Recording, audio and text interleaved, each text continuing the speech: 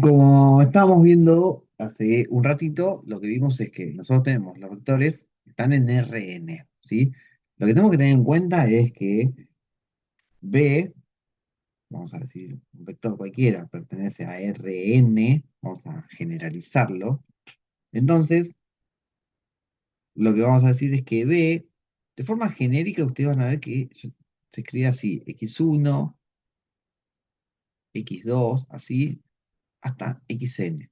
O sea, donde la cantidad, el número de, si yo tengo Rn, lo que me va a dar es la cantidad de coordenadas, me da la cantidad de dimensiones que tiene ese vector.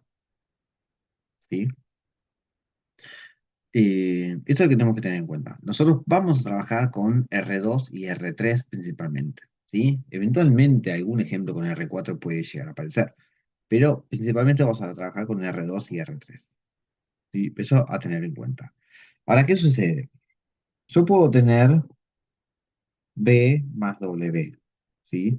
Nosotros eso lo escribimos de forma genérica, lo que estábamos viendo recién, es que si los dos son de R2, bueno, sumo la X con la X, la Y con la Y, que es algo que hicieron en la secundaria. Bueno, de forma genérica, lo que yo voy a hacer, si yo tengo B más W, ¿sí? Va a ser sumar X1 más Y1, ¿sí? Si W lo llamo Y1, Y2, hasta el IN, ¿sí?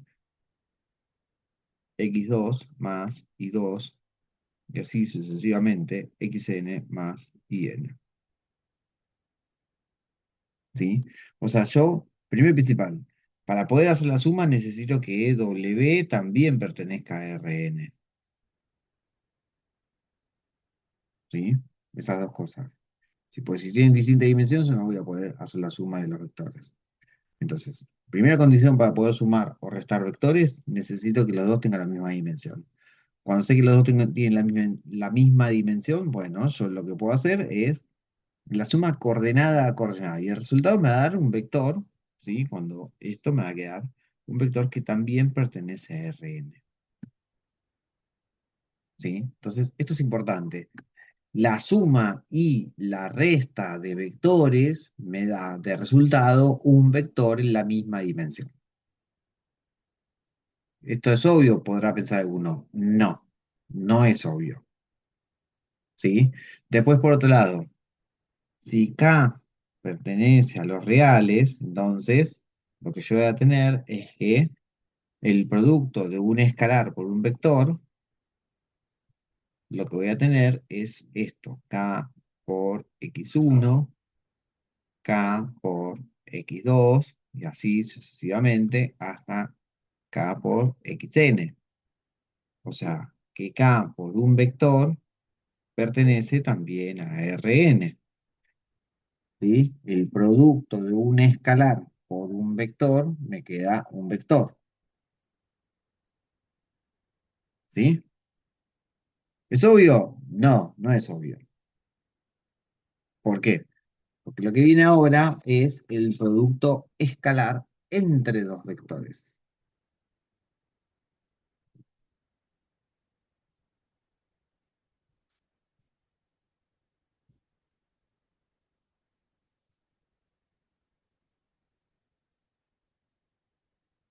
Y vamos a escribirlo de forma genérica y después en particular para R2 y para R3. ¿Sí? Entonces, B pertenece a Rn. ¿Sí? W pertenece a Rn. Vamos a suponer que al B lo escribo por una cuestión más fácil, como B1, B2, así, hasta Bn. ¿Sí? Donde yo las coordenadas. Tiene coordenada 1, 2, hasta la coordenada n.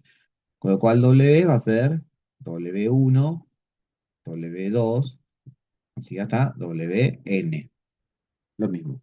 Puedo usar X, puedo usar Y, es lo mismo. Son letras, es genérico acá. Entonces, el producto escalar es escribir B por W. Que en particular hay una propiedad que me dice que va a ser lo mismo que W por B. ¿Sí? Cuando le ponemos la flecha arriba, es que estamos diciendo que es un vector. Ahora, B por W o W por B me va a dar lo mismo, son las propiedades que tiene el producto escalar. Va a ser a B1 lo multiplico por W1. Y a esto le sumo B2 multiplicado por W2. Y a esto le sumo B3 multiplicado por W3. Y a esto le sumo. Y así sigo hasta Bn multiplicado por Wn. Ahora, ¿qué sucede? Esto de acá es una suma de números, ¿sí? Con lo cual me da de resultado un número. Un número, dijimos hace un rato, es un escalar, ¿sí? El producto escalar entre vectores me da de resultado un escalar, ¿sí? O sea que cuando yo haga B por W, el resultado pertenece solamente a los reales, no a Rn, los reales.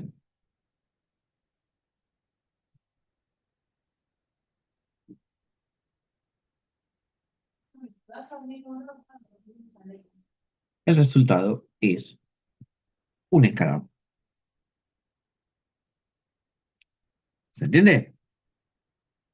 Entonces acá, a diferencia de la suma y resta de vectores, a diferencia del producto de un escalar por un vector, ¿sí? Acá el producto escalar entre vectores me da de resultado un escalar. Entonces por eso yo decía, no siempre es tan sencillo y tan obvio de que me da de resultado un vector, porque acá tenemos una operación entre los dos vectores y el resultado es un número, que no es un vector. Entonces de repente yo puedo tener dos vectores, ¿sí? Hago una operación entre ellos y me da de resultado un número. Puedo tener 2 de R2, de resultado me da un número. 2 de R3 me da de resultado un número. ¿Se entiende? Esto a tenerlo en cuenta. Ahora, yo puedo multiplicar por sí mismo un vector, ¿sí? Y para poder entender lo que vamos a hacer ahora, vamos a laburar específicamente con R2, ¿sí? Y voy a hacer un dibujo como para tener una idea. Vamos a suponer que tengo un vector, ¿sí? Que tiene un valor acá de X y tiene un valor acá de Y. O sea, este vector es X, Y, ¿sí? Ahora, esto de acá mide exactamente X. Y esto de acá mide exactamente Y. Y si yo hago esto, me queda un hermoso triángulo rectángulo. ¿Sí? Ahora, vamos a suponer que yo lo que quiero averiguar es esta medida. Si esto es un triángulo rectángulo, esta es la hipotenusa. Entonces me queda que la hipotenusa al cuadrado va a ser igual al de x al cuadrado más el y al cuadrado. Ok, pero entonces la hipotenusa va a ser la raíz cuadrada de x cuadrado más el y al cuadrado. Ahora, la hipotenusa es la medida en sí de ese lado. Y hace un rato nosotros dijimos, bueno, pero la medida en sí de ese lado es lo que nosotros llamamos el módulo del vector. Con lo cual, el módulo del vector va a tener esta cuenta. ¿Sí? ¿Para cómo escribimos módulo? Bueno, y yo tengo que B, es un vector que tiene Bx, Bi, ¿sí? Una variable X, un valor de X, un valor en Y. Entonces, el módulo de B lo vamos a escribir así, con la misma simbología que hacíamos en módulo de un número, de esos palitos sueltos verticales al lado del número. Bueno, solamente que en vez de al lado del número, en ese caso está al lado de un vector. Y bueno, y utilizando esta misma fórmula que tenemos acá, ok, bueno, pues el módulo de B, lo que me va a terminar quedando es bx al cuadrado más bi al cuadrado y de esto la raíz cuadrada.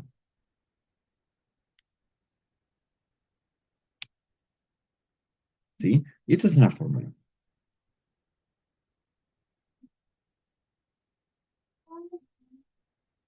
Ahora, ¿qué tiene que ver esto con el producto escalar entre vectores? Que yo puedo hacer el producto escalar entre B consigo mismo. Cuando yo hago el producto escalar de B consigo mismo, me queda Bx por Bx, porque multiplico las coordenadas en X, más Bi por Bi. Pero resulta que Bx por Bx es Bx al cuadrado, y Bi por Bi es Bi al cuadrado. O sea, esto lo que me queda es Bx al cuadrado más Bi al cuadrado.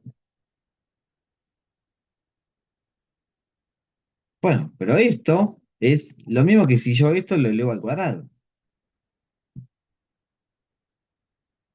¿sí? O sea, es lo mismo que yo tuviera bx al cuadrado más bi al cuadrado, la raíz cuadrada, y si esto lo tuviera al cuadrado. ¿Por qué? Porque este se cancela con este y me queda exactamente esto. Bueno, pero esto no es otra cosa entonces que el módulo de b al cuadrado. O sea, ¿qué va a pasar? Que el producto escalar de un vector por sí mismo va a dar el módulo de ese vector al cuadrado.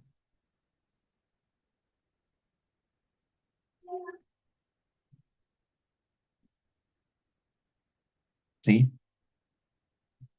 Entonces, vamos a suponer que B es el vector 3 4. Entonces, si yo quiero averiguar el módulo de B, lo que voy a hacer es 3 al cuadrado más 4 al cuadrado y de esto raíz cuadrada. En particular, me queda 9 más 16 raíz cuadrada, me queda raíz cuadrada de 25, módulo de B va a ser 5. ¿Sí?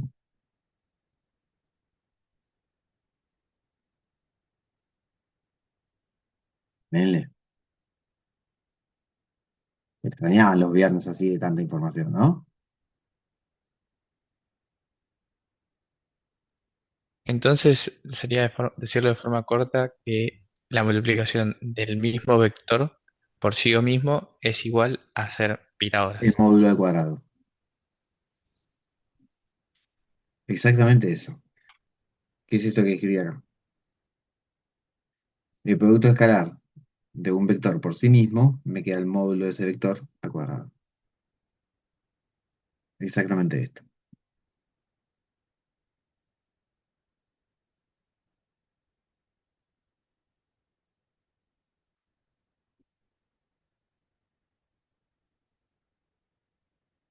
Bueno, y en realidad hay un par de detalles más, ¿sí? Que ahora vamos a ir escribiendo. Que tienen que ver con trigonometría. No vamos a escribir toda la demostración, ¿sí? Vamos a escribir el resultado. Pero, vieron que, voy a hacer un dibujo,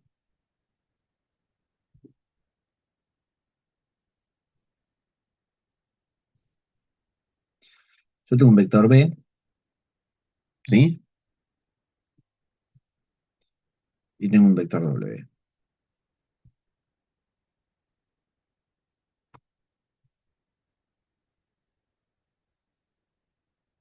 BX, BY, WX, WY, ¿sí? Lo que voy a hacer es, voy a transitoriamente sacar los ejes y pensar, lo voy a como hacerle zoom y pensar en esto. Yo tengo W, y tengo B. Y entre los dos tengo un ángulo alfa. ¿Sí? Bueno, si yo hago B, producto escalar, por doble B, acá les pido un acto de fe. Esto me da el módulo de B por el módulo de W por el coseno de este ángulo alfa. Insisto, crean. Acá es un acto de fe. ¿Existe la demostración? La demostración, sí. ¿Podemos escribir la demostración? Seguramente. Pero escribir la demostración requiere de utilizar el álgebra en el plano, un poco más de trigonometría, un par de cuentas de identidades trigonométricas y bueno, me termina dando todo esto. ¿Se puede hacer? Se puede hacer. Nos llevaría unos 15 minutitos más, 20 minutitos más, poder explicar todo. Sí. ¿Lo vamos a usar después en términos prácticos? No. La demostración no. El resultado sí. Después, si alguno dice, bueno, no, pero quiero ver la demostración de por qué vale eso, ok, listo, la escribo. ¿Sí? Ahora lo que les pido es, ¿me creen? Ponele. Y muchos, igual, muchas opciones en realidad no le doy, ¿no? Pero bueno, vamos a poner que me creen. Me da esto. Ahora, una de las cosas que sucede al tener el coseno de un ángulo es que hay algunos ángulos muy particulares en los que el resultado de coseno me queda algo bastante piola. Bastante piola, ¿en qué sentido? En que me dan números bastante piolas. El coseno de los ángulos me puede dar resultados entre -1 y 1. Todos los números posibles entre -1 y 1. ¿Qué serían números piolas? Y que me dé el coseno -1, que me dé el coseno 1 o que me dé el coseno 0. Sí, esos son números piolas. Después todos los números que están en el medio, bueno, me puede dar una asquerosidad de un número irracional. Sí, de hecho, me dan muchos números irracionales también en el medio. Pero si me da -1, si me da 1, si me da 0, me, me hace un montón de cuentas mucho más sencillas. ¿Sí? Porque si me queda 1, me queda que B por W me va a dar la multiplicación de los módulos. Ahora, si me queda -1, entonces me va a quedar la multiplicación de los módulos, va a ser un número positivo y me queda negativo. ¿Sí? Y si me da 0, toda la cuenta me da 0. Ahora, la pregunta es, ¿cuándo el coseno del ángulo me da 0? Por ejemplo. ¿Sí?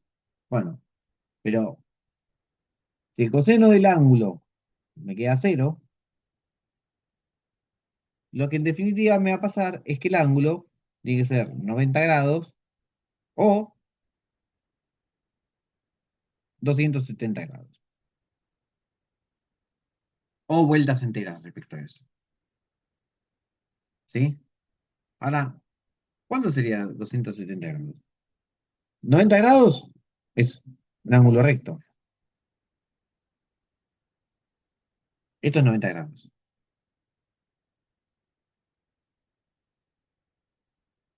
Eso es 90 grados.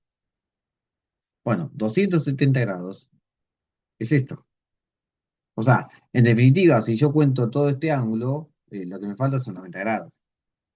O sea, en definitiva, si yo lo que tengo es un ángulo de 270 grados, lo mido desde otro lado y es 90 grados.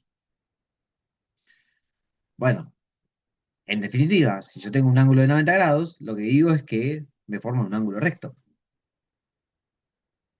¿Sí? Entonces, si esta propiedad vale siempre, lo que me va a pasar es que yo voy a poder afirmar que B por W me va a dar 0, porque si esto me da 0, toda la multiplicación me da 0. No me interesa el módulo de B, no me interesa el módulo de W. Y acá me va a aparecer un sí, solo sí, alfa en 90 grados. ¿Sí? O lo podemos escribir como que B es perpendicular a W. Recordemos, hablar de perpendicularidad entre dos elementos que me forman un ángulo de 90 grados.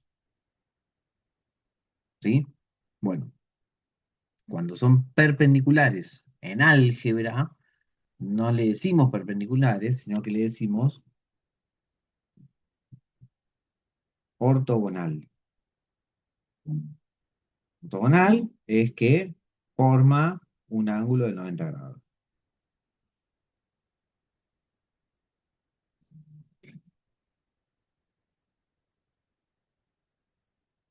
O sea, yo voy a decir que si el producto escalar entre dos vectores me da cero, entonces, ¿sí? El ángulo entre los dos vectores es de 90. O puedo decir, entonces los dos vectores son ortogonales. ¿Sí?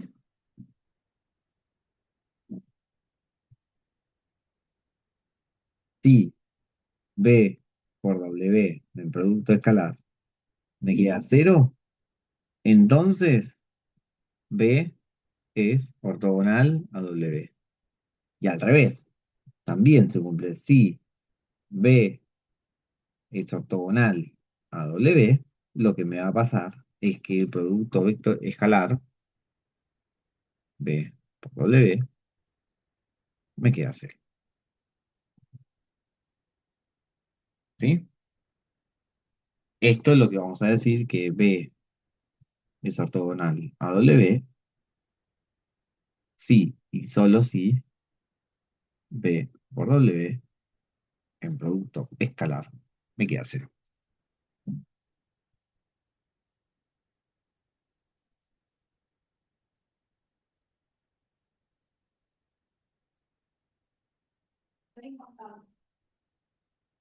Y este es un resultado súper importante.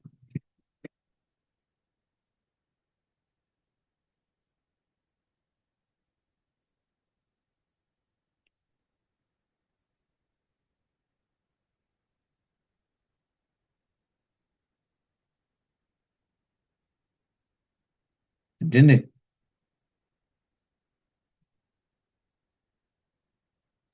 Sí, sí.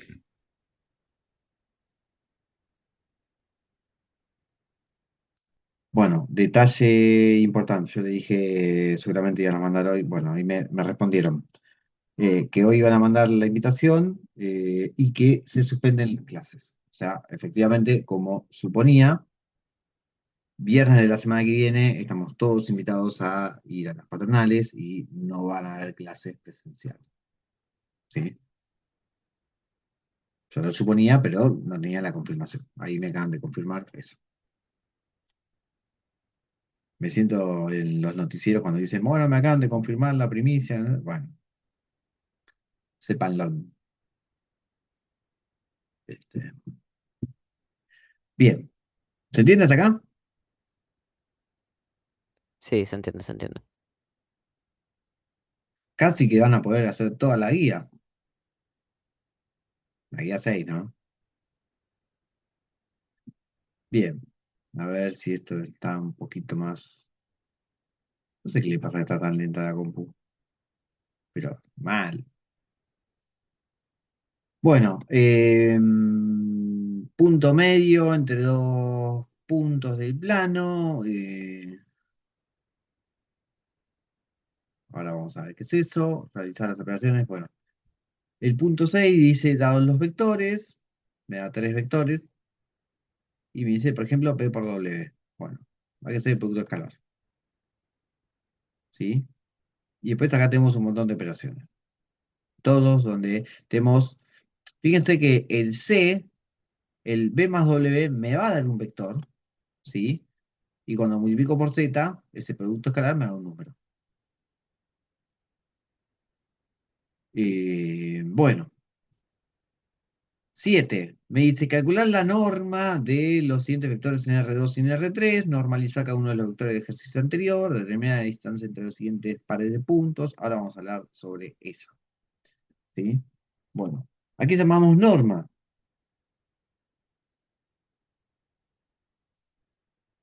Vieron que yo les dije que la norma, el módulo de B, lo escribimos como bx al cuadrado más bi al cuadrado. ¿Sí? Y a esto hacemos la raíz cuadrada. Bueno, ese es el módulo en vector pensándolo en R2. ¿Sí? ¿Qué es lo que sucede? Cuando hablamos, ya pasamos de R2 a R3 o a R4 o a R5, hablar del módulo como que nos queda un poquito desfasado, en el sentido de que cómo pienso yo el módulo de un vector de 5 dimensiones. O sea, mi cabeza ni siquiera se imagina cómo es algo de 5 dimensiones. ¿Sí? 3 dimensiones va, 4 dimensiones ya mi cabeza casi que explota. 5, listo, explotó. Chao. Bueno, el tema es este. Hablar del módulo en álgebra, cuando hablamos de módulo, lo vamos a traducir y vamos a empezar a hablar de norma. En realidad, hablar de una norma en vectores, en líneas generales, uno tiene que aclarar qué tipo de norma es. ¿Sí? Hay muchos tipos de norma de un vector. Nosotros nos vamos a quedar con lo que en álgebra lineal llamamos norma euclídea. ¿Sí? ¿Qué sería la norma euclídea? La norma que nosotros usamos. Esto. Entonces, en vez de hablar de módulo, vamos a hablar de norma. ¿Sí? Y hay un par de unas sutilezas en la diferencia, pero ahora, yo tengo B, que pertenece a Rn, entonces yo voy a hablar de la norma, van a ver que en vez de un solo palito, le pongo dos. Y acá viene lo bueno, que yo, B pertenece a Rn y lo voy a generalizar para Rn, lo que se llama la norma euclídea. ¿Qué es la norma euclídea? Va a ser B1, vamos a hacer esto, ¿no? B lo escribo como, para que se entienda, B1, B2, B3, así hasta llegar a Bn, porque esta n me está diciendo que tiene n dimensiones, ¿sí? Entonces estamos generalizando. Entonces, a B1 lo hago al cuadrado y le sumo. B2 al cuadrado y le sumo. B3 al cuadrado y le sumo. Y así llego hasta Bn al cuadrado. Y a todo esto le hago la raíz cuadrada. Y esto es la norma de B. Hay que calcular el módulo, pero solamente que el módulo en principio lo pensamos para R2 y ahora cuando hablamos de norma lo pensamos para R2, R3, R4, R5, R6, R7, lo que tenga. ¿Sí? Es como más general hablar de norma. Entonces, cuando el ejercicio me pide calcular la norma de los vectores que están en R2 en R3, me está diciendo esto. ¿Qué me va a suceder? Si el vector está en R2, bueno, calculo solamente hasta R2. O sea, B1 y 2. Si está en R3, calculo la coordenada. Si está en R5, bueno, voy hasta la coordenada número 5. Y ya está. ¿Sí? Eso es calcular la norma. Ahora, ahí en ese ejercicio les habla de normalizar un vector. Entonces, ¿qué será normalizar un vector?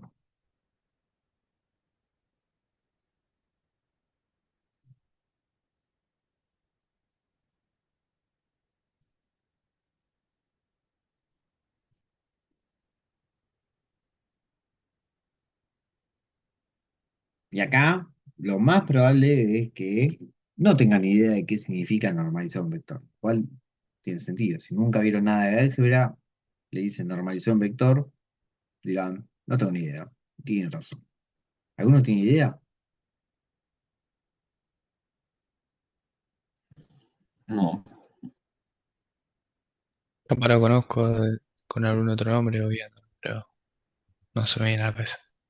Bueno, cuando hablamos de normalizar, en álgebra, como en matemática, cuando se habla de normalizar, lo que vamos a hacer es buscar algo que tenga la misma dirección, el mismo sentido, pero que la norma sea 1. ¿Sí? Entonces, normalizar un vector B es buscar un vector W, ¿sí? Que tenga igual dirección y sentido, pero de norma 1.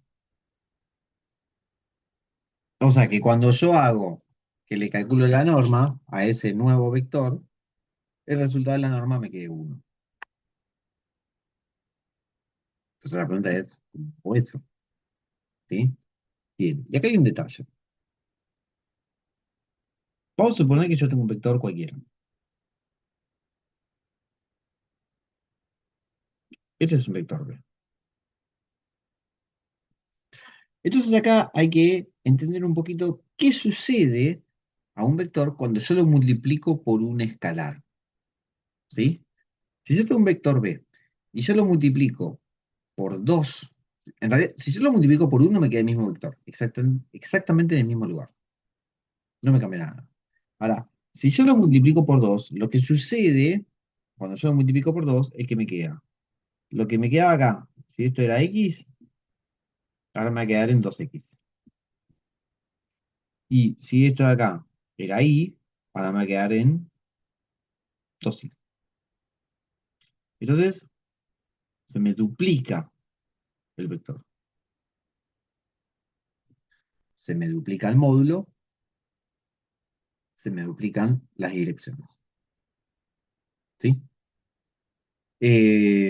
Bueno, si yo lo multiplico por un medio, lo que me va a quedar es la mitad. ¿Sí? Entonces me va a quedar acá. En definitiva, cuando yo multiplico al vector por un número positivo, lo que voy a hacer es lo voy a ampliar o disminuir en tamaño de acuerdo a ese número que le estoy multiplicando. Con lo cual, cuando multiplico por todos los números, lo que me voy a terminar generando es toda esta semirrecta que va para allá. Cuando yo lo multiplico por números negativos, en definitiva lo que voy a hacer es irme para el otro lado. O sea, que cuando a un vector yo lo multiplico por todos los números habidos y por haber, me termino generando una recta en esta dirección. ¿Sí? O sea, a un vector multiplicarlo por todos los números que existen, me genera una recta en la dirección del vector. Eso es súper importante, es un montón. Porque yo ahora teniendo un vector me puedo generar una recta. Es un montón eso. Bien, ok, me genera una recta. Si al vector lo multiplico por números positivos, me voy para adelante. Si al vector lo multiplico por números negativos, me voy para atrás. ¿Sí? Bien, buenísimo. Entonces ahora con un vector me puedo generar una recta. Joya. ¿Normalizar? Bueno, la idea de normalizar es porque ahora la norma del vector me va a quedar 1. Entonces yo voy a tener que multiplicar al vector b de alguna manera que me quede que esta distancia mida 1. ¿Sí? Ahora, ese número que yo tengo que multiplicar al vector para que el nuevo vector W tenga norma 1 va a estar relacionada con el vector. Porque no es lo mismo que de repente el vector que yo tenga es el 3,4 que sea el 30,40. ¿Sí? Está bien, están los dos en la misma dirección, pero ese número por el cual yo tengo que multiplicar, en un caso, tiene que ser 10 veces más grande o 10 veces más chico, dependiendo de cómo lo tome. ¿Sí? Bueno, voy a poner la fórmula. Voy a cortar el zoom, voy a abrir inmediatamente después para esperar que se sumen de vuelta y seguimos y vamos, cuando terminemos esto, ya cortamos la clase de hoy. Entonces, Dale, dale. W es este vector que yo estoy buscando. Solo que quiero que me quede de norma uno. Entonces, y esto sí lo vamos a demostrar, W va a tener que ser uno sobre la norma de B por B. Usted me dice, ¿y cómo sé que esto tiene norma uno? ¿Sí? Ok. En menos de 5 minutos ya le van a ver la respuesta. Con lo cual, corto e inicio de vuelta. ¿Sí? Para que se van a ser expulsados, vuelvan a conectarse. Ok.